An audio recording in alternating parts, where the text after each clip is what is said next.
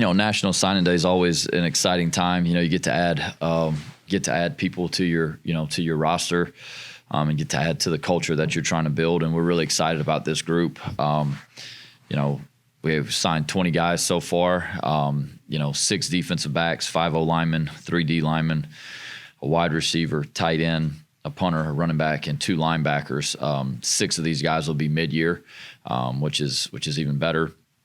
13 of the signees are from Louisiana, which is something that, year to year, it always happens a little bit differently, but certainly very proud of the ones that we were able to keep in state and keep here. 3 from Mississippi, 1 from Texas, and 2 from Alabama, and 1 import. So it's a group we're really excited about. Our staff did a phenomenal job. This morning, you're 20 for 20. No bad surprises there, which is always, what you worry about going into it. But this group has been really rock solid, throughout the whole season. A lot of these guys have been committed since June. And it's been a really fun group. I think they're excited about being a part of what we're doing here, about trying to elevate, our program and trying to get back to conference championships. And they've been really good throughout this whole process. So it's a group we're really excited about. There's still a couple more out there that, right now that we, weren't committed to us or not committed to us, kind of still trying to make a decision that could happen here in the next day or so. But no matter what, we're fired up about the group that we did get and, really excited about the future. So do you foresee any signings in February or maybe just in the next few days? I think it'd be foolish to think that we're not going to lose some people in the portal that we got to sign in January, or maybe February, as far as transfer guys go. Yeah. I hope not, but, it'd be probably foolish to think. We haven't had 1 year yet where we've done well, don't get me wrong, but we haven't batted 1,000. So to think that the calendar this year is at least a little bit better though. For as far as this whole recruiting thing goes, in the past, you sign your class today, you get to be, happy and excited about that for a half a second. And then the portal opens in the middle of getting ready for a damn bowl game and you're managing loss and what you need and all that stuff. So at least for a second, we get to worry about, okay, we got these guys to the finish line. We get to go get our team ready to go play in a bowl game. And then you handle, everything after that. So, I think it'd be foolish for us to think we won't lose anyone. And then, you replace as you need to at that point. How does the 6 mid-year thing? That seems like a pretty high number. Is that the most? That's the most we've had. Well, I think we had 7 last year, but that included the transfers. Right. So these are all high school guys, that are mid-year. So is that something that you ask them? Would y'all be willing to do this? Do they want to do this? Obviously there's some benefit to it, but what goes into that? So there's a lot of benefit to it. What I would say is this: a lot of these guys that are in high school, they see this as a way to make themselves more marketable as well. Knowing that the transfer portal exists, knowing that, people are just, some places, they recruit more out of the portal than they do at high school guys. This is a way for them to essentially become a mid-year transfer as a high school player. So we don't push anyone to do it because I think that's, there's actually a couple guys in this class, a couple more guys that could have done it, that we're thinking about doing it. I think that's somewhat of a family decision. The moms usually have a really hard time with their kid leaving 6 months earlier and I get it. So I'm not getting between that. But we always, a lot of these kids, they'll tell you, when you start recruiting, coach, I'm going to be out in January. And it's something that I think a lot of these places, particularly some of these schools that are signing a lot of kids, this is 2 years in a row. We get a kid from North Shore that's a mid-year. North Shore and Houston, they're signing guys every year. They have these kids on track to be able to do that. The 2 kids from Daphne, they kind of took it on their own, got with their counselor and kind of found a way to do some classes, some accelerated classes additionally this fall so they could be mid-year. So, we certainly I don't want to say we encourage it. We're excited by it, because it's great. You get them here early and you give them an opportunity to go play. Jacoby, he was right in the mix. I mean, he was starting, in the middle of the year for us. So it certainly gives you the opportunity to be able to compete earlier, which a lot of these guys want to do. So, I wouldn't say we would pick someone over another one because they're a mid-year, but it certainly is a benefit to be able to have them here in the spring. Talk about signing a 5-star long snapper, Jackson, especially with what you've been dealing with this season when it comes to the offensive line and needing depth there. With the long snapper? Yeah, I mean, it's a critical piece, specialists, I say it all the time, they've got a difficult job, right? No one really appreciates what they do until they don't do it very well. So, Jackson's someone we're really excited about. We feel really strongly that he can come in here. Fortunately, the good and the bad with injuries, as Carter does come back for another year, Carter was performing really well for us before he had surgery to be out for the rest of the year. So that gives him a little bit of time as well, to be able to prove himself behind Carter and all that stuff. So, excited to have him, with Hunter Sims leaving. Hunter has filled in a lot of times when he's been needed to, including right now. But we certainly gotta execute more efficiently in that spot. And we think Jackson and certainly getting Carter Milliron back, are two guys that allow us to do that. Kind of talk a little bit about the two kids from LCA. They've been having a great season this year. They're very versatile on both ends. So what did you see out of them that excites you so much? Well, the first thing, there's two guys that love football, I mean, every time you talk to them, it's like everything that they're about, it's always about football and it's always about, LCA, and it's about their families. Like that's when you talk to them, that's all they're ever doing is, with their family. They're at school, they're running track, they're doing this. I mean, they're always there. They're guys that love to compete. They come from elite families. I mean, great families, family backgrounds. They're well-raised kids. I mean, and then you turn the tape on, and I mean, you start with Luke. I mean, geez, I mean that guy's everywhere. I mean, he plays on special teams as a senior and does a phenomenal job with that. He's a ball hawk on defense. I mean, he comes up and plays on the line of scrimmage. I mean, he'll line up, on the edge whenever they go to like bear fronts and devil fronts and things like that. He can play on the back end. He can really run. He's got range. He hits. Braylon's just electric, man. Like I don't,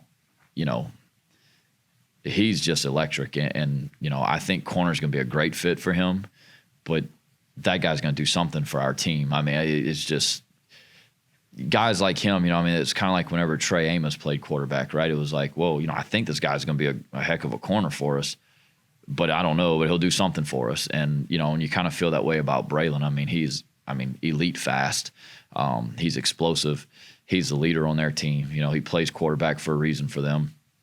And you just watch the guy play. I mean, they've got a great football team other than just obviously these two guys, but the guy pulling the trigger usually makes it go. And I mean, he's been phenomenal this year. And, you can never have enough leaders, and both of these guys, I think, exemplify leadership too. I think they're coming from a program that's used to winning. They're coming from a program where a lot's been expected of those two guys for a long time. And certainly, day one when they get here, there will be a lot expected from them here. Guys being close by too. I mean, we can get them up here in the spring almost every day for meetings and all this stuff too. I mean, so they can't practice, but it's almost like having a mid-year where they can be involved in all of it. We did it with Brent Gordon this year. That allowed him to play really early on and play really well. So, we've done that with quite a few guys over the last few years. And these two, I mean, as much as they love football, I know they'll be a mainstay in the building, even before they're officially here. It sounds like the formula for you hasn't changed as far as, it's a big high school class, and you said you'll address the portal once you find out how many you guys lose, or what, so that's all kind of what you've been saying, right, as far as what the formula is going to be recruiting-wise? Yeah, I mean, I think that's how you build something that's sustainable. And, you could look at it and say, well, you're 6-6 right now. Well, yeah, I mean, I think we had a really good team before we had a bunch of things that we couldn't control. And I don't believe in panicking. I believe we have a really good group coming back. We'll be young in some spots next year. We'll be a little bit young on defense in the secondary and things like that. But we'll be pretty freaking good, and these young guys are talented, and the ones we're adding are too. So, I don't know. I don't believe in, just because some things that were outside of our control didn't really work out the way we wanted to. I think we had a chance. Last year, obviously, we had a really good year. Didn't finish the way we wanted. This year, I felt like we had a team that was on track with that. didn't work that way. But I think we can build it to sustain that way. And, I think we got a really good signing class. The bad thing about injuries is obviously guys are out, but, now you get George Jackson back. Well, that's like, that's the one that you thought you were going to lose, right? So you get him back. We got to address some losses that you anticipate and some things that I think are going to happen. But being able to get him back, that's like getting an older guy out of the portal, but he's been here the whole time. So, that's a win-win all the way. You get some of those guys back where you feel like, maybe you have more experience than maybe what it looks like on paper too. With the calendar, you mentioned, it's a little bit different. The portal dates are later. So you might have guys that are willing to stay for the bowl game and then declare.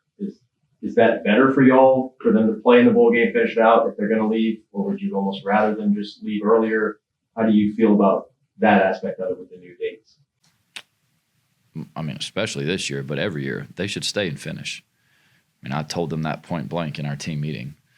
There is no portal open until January, so you need to lock your ass in and stay. You need to finish for this team. So whatever they decide to do, individually they have the right to do that. But I think they owe a lot to this team to stay and finish. And in the past, there were all these reasons why, you need to go in the portal and leave early and do all that. There's no reason.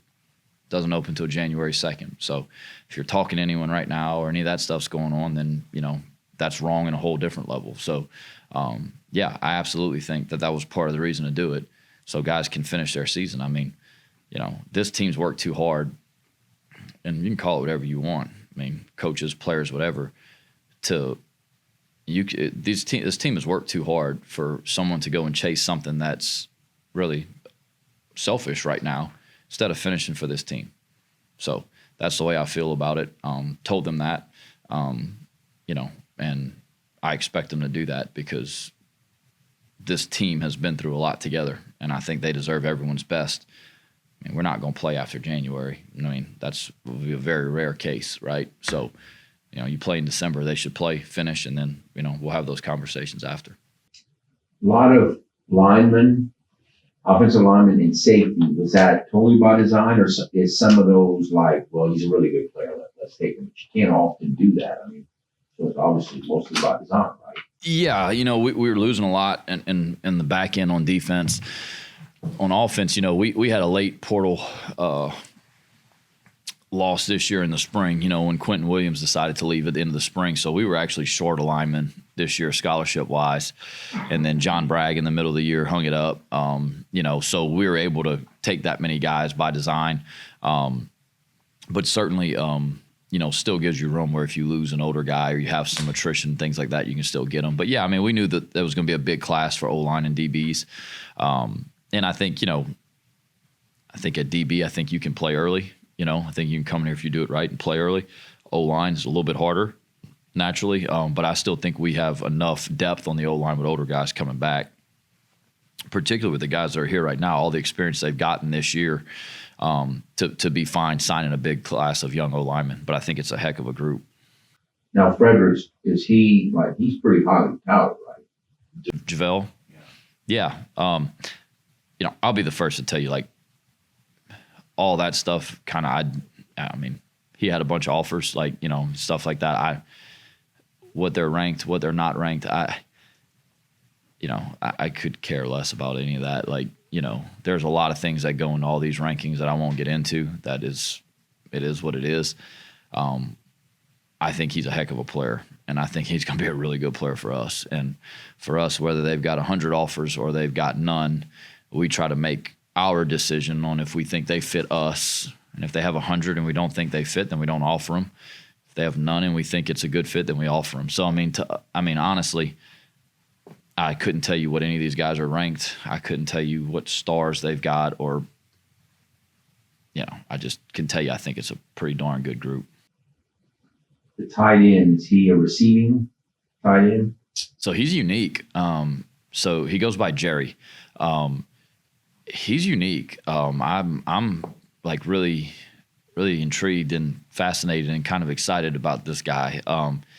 He plays D-line as well. So his tape initially, when you're watching it, he's really, really physical, and you can tell he's got a really good burst. He can really run. there wasn't a whole lot of route running on his junior tape. So we asked him to do some stuff and film it for us, him running routes and doing stuff, and it looked really, really good. And then now this year, he's doing both. This year he's playing D-line, he's blocking on offense, he's running routes and doing that stuff. So I'm really excited about him. I think he's going to be further ahead than a lot of the guys that we get at H, because he has been playing D-line and he has been blocking already. But I think he can really be an asset in the throw game too. So I'm excited about Jerry. I think that's a really good get for us. And he's one that, like I said, it's just unique because a lot of the H's we get are receivers, Terrence Carter, Christian McIntosh that's here right now. And they've got to really immerse themselves in the run game part of it. Which he's still got technical stuff he's gonna have to work on, but like you can see him be physical on the tape. I mean, he will hit you. He'll put his face in it. That's kind of rare. We don't usually get up. I mean, Neil Johnson was the same way. He was a quarterback. So it's kind of fun to have one that you feel like, well, he might have a little bit more of this in him already. So excited about him, to be honest with you. I think he's a really good athlete. He's gonna be raw. He's played both sides of the ball and all that stuff, but I think he's done some things physically that a lot of times we don't have any evidence of our H's really doing when they get here. Does quarterback come down to just, on paper, every quarterback on the roster could be back if they wanted to, so it's just one where you had a lot of youth, so you didn't sign one? Yeah, so not a lot of things Coach Napier and I disagreed on, but he used to say you can never have too many quarterbacks, and I disagreed. We, for a while, we had way too many quarterbacks. I think I think 4 is a good number to have. And obviously we're going to try like hell to keep all 4 of the scholarship guys we've got. I think if you get too many quarterbacks, the problem is when you have a scholarship number tied up in quarterback is there's not anywhere else on the team that they really help you, if that makes any sense. You know what I mean? Like, they're quarterback, they're not playing on teams. They're not, how many of them get to take reps in a practice? You know what I'm saying? So, we had offered one early and recruited him really hard. He was really a excellent athlete, and so in our mind it was like, well, this is one that if the quarterback thing doesn't work, there's a lot of things you can do there, but it ended up not working out. So that wasn't really a priority for us. I think where we're at quarterback, I'm happy with it. I still believe Daniel is going to develop into a really good quarterback. He's really young. I think, I've seen that happen. Extremely excited about Coleman Carter, where he's at. He is tremendously talented. He's come a long way this year. Obviously Lunch is doing what Lunch is doing. He's the starting quarterback, and he's won that job. And Walker won the job coming out of camp and played really well the other night. So we're going to try really hard to keep them all. Is it realistic? I don't know, but we're certainly going to try. So the running back from Holy Cross, he had a great high school career, obviously. Are running backs easier to? He's playing in a good league, obviously. It is. So in terms of being able to translate, what is he going to be here? What about him? Well, I think, so right whenever I got here and started, working here, we were recruiting a guy named Elijah Mitchell, and they ran the split back veer. And so it was kind of like, well, I was like, man, this is kind of hard to translate, and Marcus Lovings was the running backs coach here at the time. Marcus, they recruited, Zoe, they recruited Elijah, all kind of guys that had really good careers here. Right. And I was like, how, like a guy that runs split back veer, like how does it? And Marcus was like, if they can make people miss in space, they're tough, they run with pad level, and they've got the movements you want. He goes, like, we can teach them what they need to look at as far as zone schemes and stuff go. So this guy plays with elite pad level. He has long speed that's verified, and he wins in a really good league in New Orleans. He plays with toughness, really intelligent kid.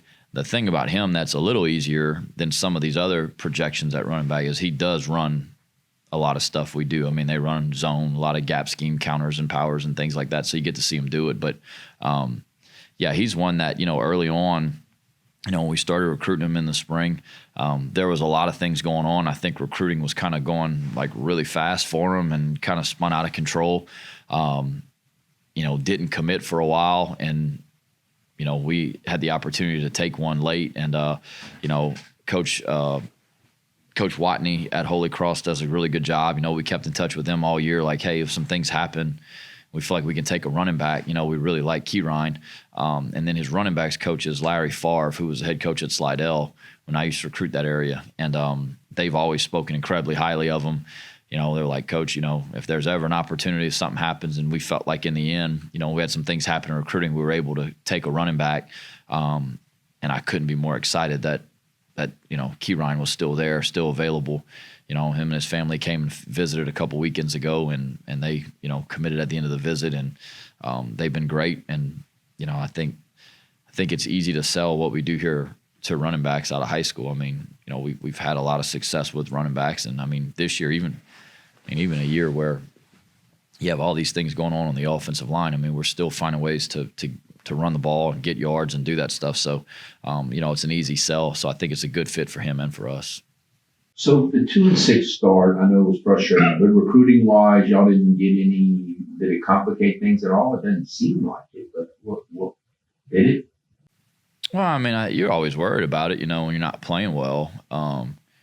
But this, like I said, this group was great. I mean, we were kind of honest with them about where things were going.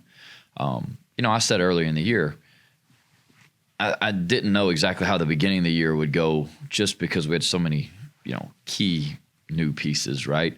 So I knew that obviously didn't start the way we wanted to, and that was a poor start. And then once the injuries started to happen, we talked to these guys, almost every day, multiple times a week, 3 times a week. So they know what's going on. I mean, when you start losing starting offensive linemen, everybody knows what that looks like, So I think if anything, they've been really excited about the finish. I think if anything, they've been really excited about the way that these guys pulled together and pulled it off. And, we had 2 guys throughout the course of the year that decommitted. One of them's going Power 5. The other one, I'm not sure. We're still hanging in there with them, trying to figure it out. But, we have guys that decommit every year. You go 13-1 a few years back. We had a bunch of decommit during the, it's just part of what it is. So, no, I'm grateful for these guys, though. I think they believed in us the whole time. And, we were very transparent about what was going on, about the struggles that we had. But certainly I think the way that our team finished, that kind of puts a little life into everything. And certainly for them, it's like, well, okay, next year the team I'm going to be a part of, finished the year really well. It's kind of on a hot streak, and hopefully, if we can find a way to win a bowl game, finish with 5 in a row, that's something that's fun to be a part of. Is punters from Australia just kind of going to be the norm now? Is there any interest? Well, I wouldn't say, absolutely. I wouldn't say that's 100%, but it's just. And I guess how many of those guys have known that throughout the process? I know Nate's talking about Reese being a big influence for him. Well, the circle is somewhat small. There's a number of different places that do this now, that train punters. But the reality of it is that I think when they kind of make it, they all kind of get in touch and stay in touch. So like they all somewhat, it's a small circle, so they all kind of know each other a little bit. At least they're familiar with each other. It's just, it's like anything else, you have a place where they specialize in just punting and just training to punt. And naturally, typically they're a little better than a place where, a guy punts for a hobby. Like these dudes are trying to do it for a living. Like they know this is a way to get their college paid for. They know that this is what they're trying to do. So, you just get a good product out of it. And, we're excited about what we've gotten. And certainly think this is a really good fit for us too with Mason. Like he could win the job next year. Like he. Yeah, he should. He needs to. Yeah, I think Breck Schultz has actually punted extremely well for us. But that's not really. Breck Breck's going to be a really special kicker. I think if we could take that off, Breck, don't want him having to do that. Yeah, I think Mason needs to come in here and win the job. That's the expectation. But certainly I've seen enough from Breck to say we'd be fine. If not, with Sterner coming back for another year, Breck could still do it because that would, I think doing all 3 at some point is like really challenging. No one does that anymore. So certainly you want him to come in and win it the first year, but if not, certainly the second year where Brett can shift over. The way he's been kicking, I mean, he's going to be pretty good. Talk about these edge rushers that you have. Seems like you have a few pass rushers here that could be good. Yeah, so I think the first one, Ty Dominique at St. Aug, I think he reminds me a lot of he's not quite as tall as Lawson, but kind of in that like build length type of deal. He's 6'2.5", really explosive off the edge. I think he can do more against the run and the pass. You know what I mean? Like I think he's got the ability to really affect the game, the run game. Play all 4 downs. I guess is what I'm getting at. Has had a great year at St. Aug. I mean, they're on a great run right now, and they're playing really good defense. He's a big part of it. I think he's tough. He's explosive and twitchy. He can bend the edge. He's a young kid too. That is really young right now. So he's just going to continue to get better. Jordan Pinnock, he's going to be really fun because I think his development has kind of been accelerating. Towards the end of his high school career, which a lot of our good players do. Kind of a little bit of a late bloomer.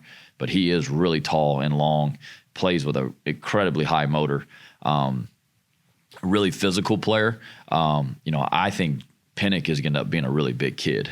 He's, I think, 6'4", 240-ish right now. I think he's going to be big. He's big, broad shoulders.